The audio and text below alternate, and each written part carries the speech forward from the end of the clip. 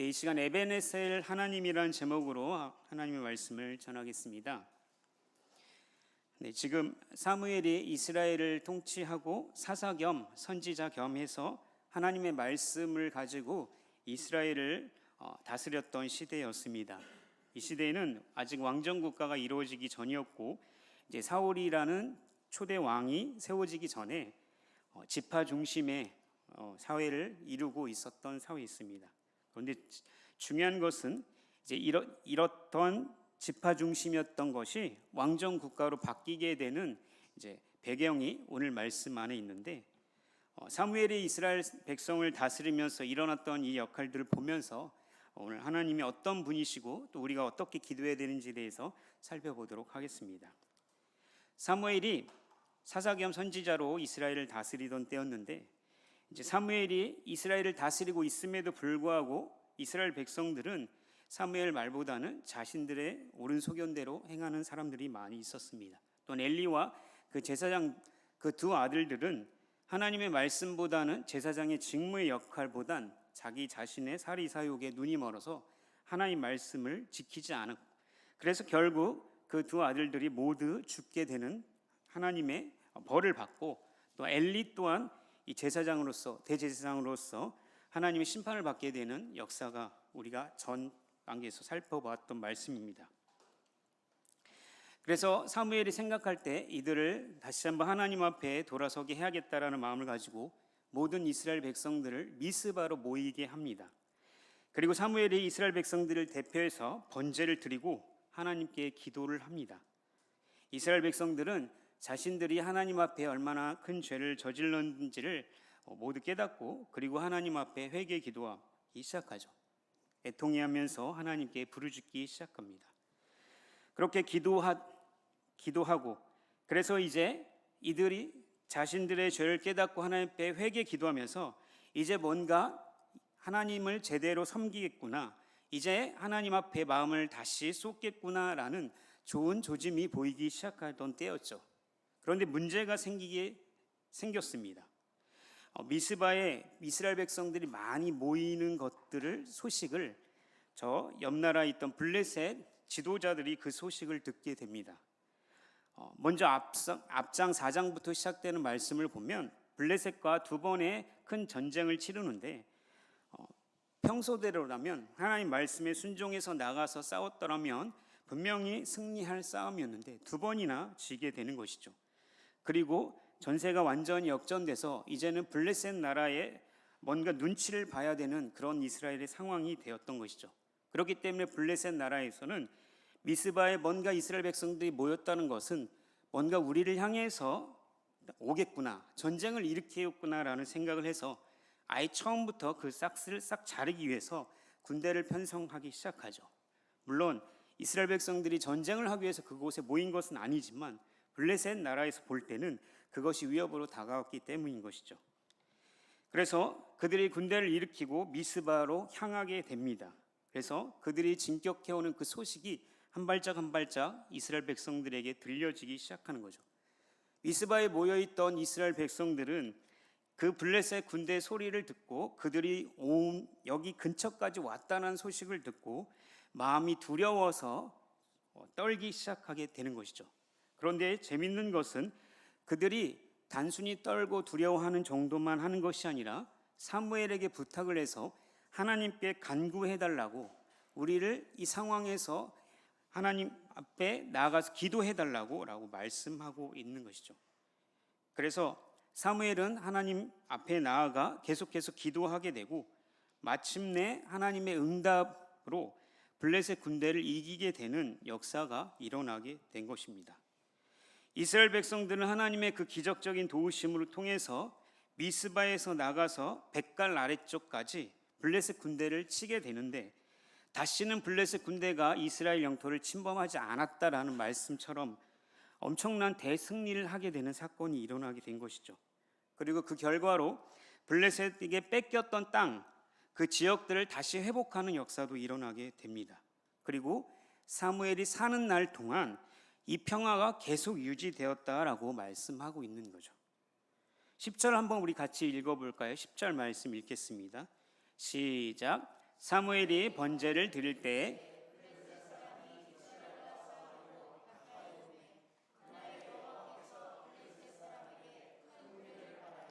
그들을 어지럽게 하시니 그들이 이스라엘 앞에 회한지라. 아멘. 이 전쟁 역사를 살펴보면서 이스라엘 백성들이 승리한 이유에 대해서 분명하게 10절에서 말씀하고 있는 것이죠. 말씀을 자세히 살펴보니까 이스라엘 백성들이 뭔가 무기가 좋아서, 뭔가 전투력이 좋아서 승리한 게 아니다라고 분명하게 얘기하고 있죠. 그 당시에 이스라엘 백성들이 철기 문화가 있던 블레셋 군대를 이길 수 있다라는 건 거의 희박한 확률이었고, 또한 이스라엘 백성들이 가지고 있던 무기의 수준은 사울 왕, 그 이후에 사울 왕과 그 아들 요나단 정도가 무기와 갑옷을 입을 정도의 전투력이었다면 이건 상대가 되지 않는 싸움이었던 것이죠. 블레셋은 그 당시에 철기 문화를 가지고 있었고 이스라엘 백성들과 싸워서 절대로 질 수 없는 전투력을 가진 철기 문화였던 것이죠. 그러니까 아이와 어른과 싸우는 격이 다름없는 싸움이었습니다. 그런데 분명한 것은 10절에 이렇게 말씀하고 계시죠. 여호와께서 블레셋 사람에게 큰 의뢰를 바라여 그들을 어지럽게 하시니라고 말씀하고 있습니다. 그러니까 이스라엘 백성들이 할 수 있었던 것은 벌벌 떨면서 하나님 앞에 기도해 주세요라고 소극적인 자세뿐이 없었지만, 하나님께서 분명히 이 모든 싸움을 이기게 하셨다라고 말씀하고 있는 것이죠. 그런데 더 재밌는 것은 이스라엘 백성들의 행동이 단순히 벌벌 떨 정도가 아니라 한 가지 행동을 하는데, 8절 한번 읽어볼까요? 8절 한번 읽어보겠습니다. 시작. 이스라엘 자손이 사무엘에게 이르되 당신은 우리를 위하여 우리 하나님 여호와께 쉬지 말고 부르짖어 우리를 블레셋 사람들의 손에서 구원하시게 하소서 하니. 아멘. 이스라엘 백성들이 벌벌 떠는 정도만이 아니라 이제는 사무엘에게 부탁을 해서 하나님께 기도해 달라고 말씀하고 있는 거죠. 우리가 앞장 4장에서 두 차례의 블레셋과의 전쟁의 역사를 보면 이스라엘 백성들이 처음에는 의기양양하게 블레셋과 전투하기 나갔어요.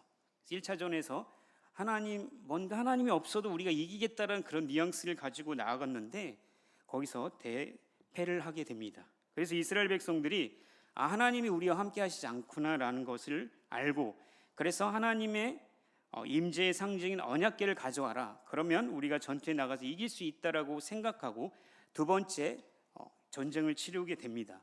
그런데 결과가 어떻게 되죠? 오히려 더 큰 패배가 이루어지게 됩니다. 그런데 그 4장에서 두 번에 걸친 이 전쟁과는 대조적으로 이제는 이들이 다른 것을 의지하는 것이 아니라 하나님 앞에 기도하는 모습을 보인다는 것이죠. 물론 자신들이 직접 앉아서 기도할 수도 있지만 그 당시에 선지자를 통해서 하나님께 기도를 부탁한다는 것은 하나님 앞에 기도하는 이스라엘 모습을 보여줄 수 있는 것입니다.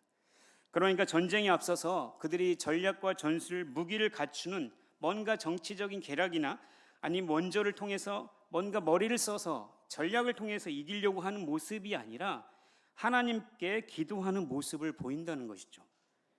그렇기 때문에 분명히 하나님 앞에 자신들의 죄를 깨닫고 회개하고 그리고 하나님 앞에 애통하며 자신들의 모습을 바라보게 된 이스라엘 백성들은 이제 어떤 위협 앞에서 하나님 앞에 기도하는 모습을 보이는 것입니다. 물론 떨고 마음은 졸일 수 있지만 그럼에도 불구하고 기도하는 모습을 볼 수 있는 것이죠. 이것이 우리 성도의 모습일 것입니다. 분명히 우리 앞에 어려움이나 어떤 큰 문제가 있다면 우리의 생각과 마음을 먼저 지혜를 다스리는 것이 아니라 내 마음이 두렵고 떨린다 할지라도 하나님 앞에 엎드려 기도하는 것이 성도의 가장 큰 대처법인 것이죠. 계속해서 말씀을 살펴보면 분명히 오히려 앞선 두 번의 전투에서 패했던 이유 중에 하나가 분명히 하나님께서 우리 함께하지 않는다는 걸 자신들이 알았고, 그리고 하나님의 임재의 상징인 이 언약궤를 가져오게 함으로써 이기고자 했던 것도 분명히 맞죠.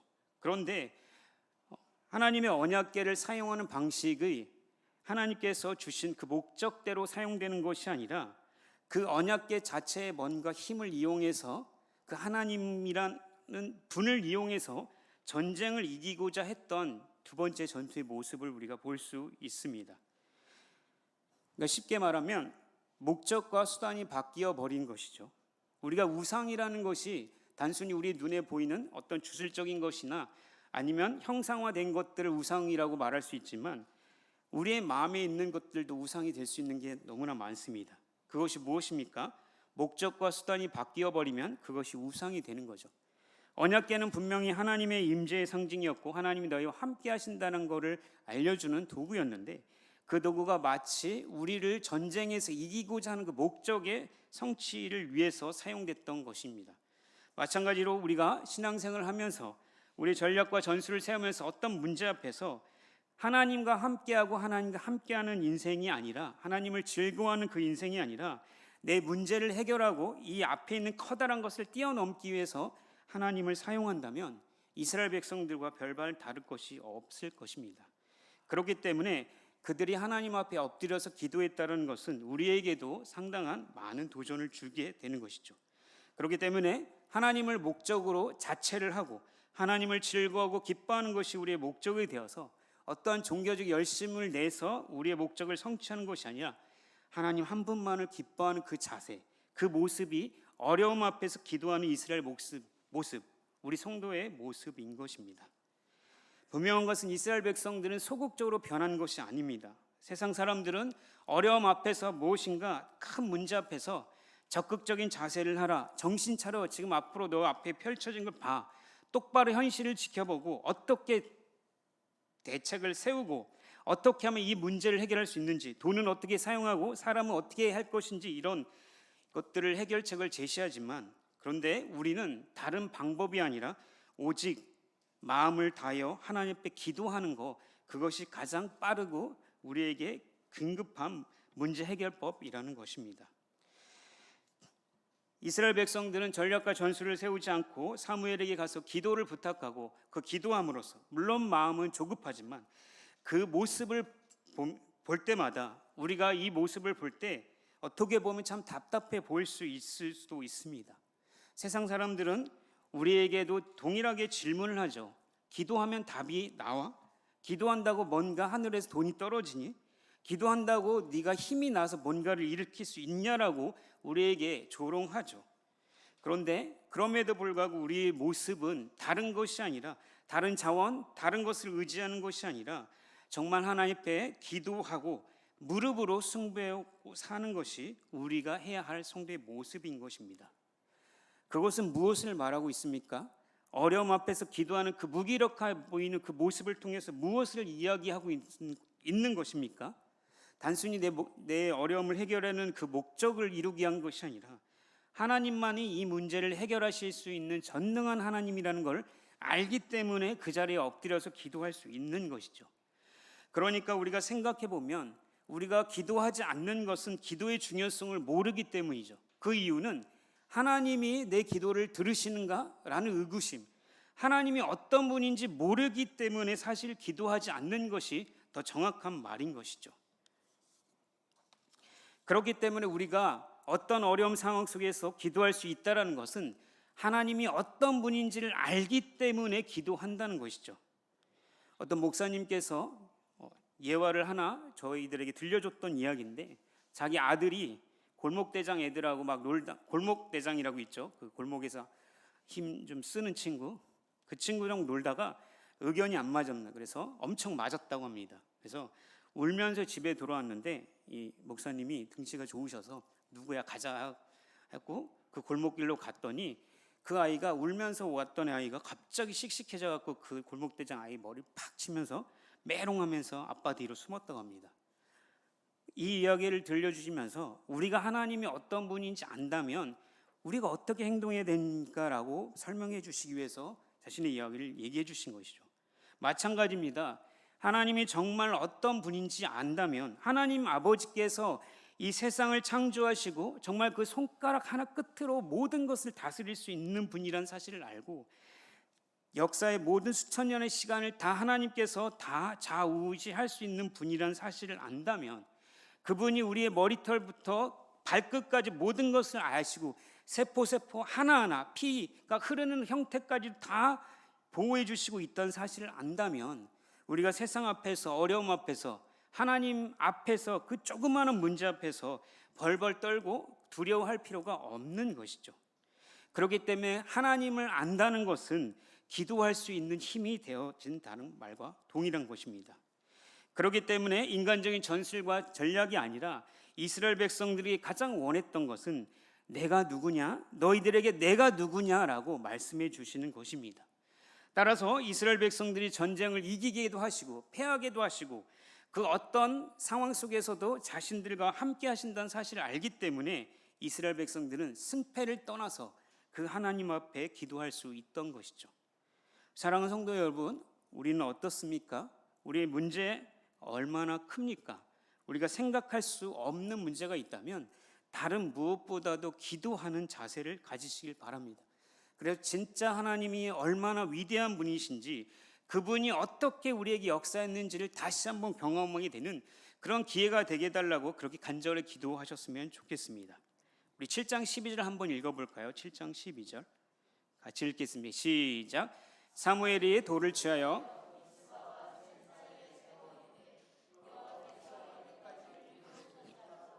그 이름을 에벤에셀이라 하니라. 아멘. 전쟁에서 엄청난 큰 승리를 거두고 영토도 회복되고 그리고 이 모든 것들이 다 이제 정상적으로 돌아왔던 때 사무엘이 한 가지 행동을 하죠. 그것은 돌을 취하여서 미스바와 센 사이에 거기다 세워놓는 것입니다.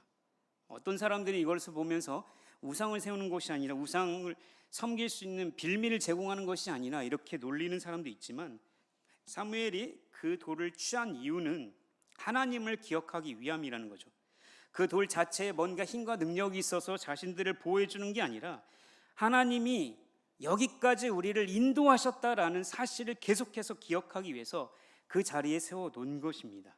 그러니까 거기를 지나가는 모든 이스라엘 백성들 그 돌을 보면서 이게 우리의 승리의 뭔가 그걸 취하는 것이 아니라 하나님이 우리와 함께 하시고 여기까지 우리의 인생 구비구기마다 어떤 상황 속에마다 하나님이 나를 지켜줬구나, 우리를 지키셨구나라는 것을 알게 하기 위해서 그곳에 에벤에셀 이 돌을 세워 놓은 것이죠. 그렇기 때문에 사무엘은 이스라엘 백성들에게 오늘 하나님께서 우리를 도우신 것을 절대로 잊어버리지 말라라고 교육하고, 그리고 나중에 자녀들이 태어나면 우리가 어떻게 해서 블레셋의 손에서 벗어났고 그들을 이길 수 있었는지를 정확하게 설명해 주라고 말하는 것이 에벤에셀인 것이죠. 이스라엘 백성들은 그 돌을 보면서 하나님이 여기까지 도우셨구나, 여호와 하나님만이 우리의 진짜 왕이시고 블레셋이 아무리 좋은 무기를 가지고 있어도 그 손에서 우리를 건져낼 수 있는 분이 하나님이시구나, 그분이 우리의 왕이시고 우리의 아버지 되시는구나라는 것을 그것을 통해 알 수 있는 것이죠. 스티브 잡스라고 들어보셨을 것입니다. 애플 회사 창시한 분인데 그분이 스탠포드 졸업식에서 연설을 한 것 중에 두 번째 이야기가 있습니다. 그것은 그의 인생의 역사를, 자신의 역사를 돌아봤을 때, 인생을 돌아봤을 때 뭔가 점 하나 또 하나 또 하나를 이렇게 연결시켜 보면 미래가 보인다라고 말했던 연설이 있습니다. 그것을 지금 배우자라는 것이 아니라 그가 그러면서 그 점 하나하나를 어떻게 설명하냐면 자신이 흑역사처럼 버리고 싶었던 그 점과 같은 역사가 있다라고 얘기한 것을 들었습니다. 그가 처음 대학교를 들어가서 등록금이 어마어마한데 자기가 왜 공부해야 될지 이유도 모르고 부모님이 보내주신 이 돈이 너무 아까워서 자퇴를 하기로 결심하고 그만뒀다고 합니다. 그의 인생 가운데서는 좋지 않은 인생이죠. 그리고 나서 그가 꼭 해야 될 공부가 아니라 진짜 배우고 싶었던 서예라는 과목을 배웠다고 합니다.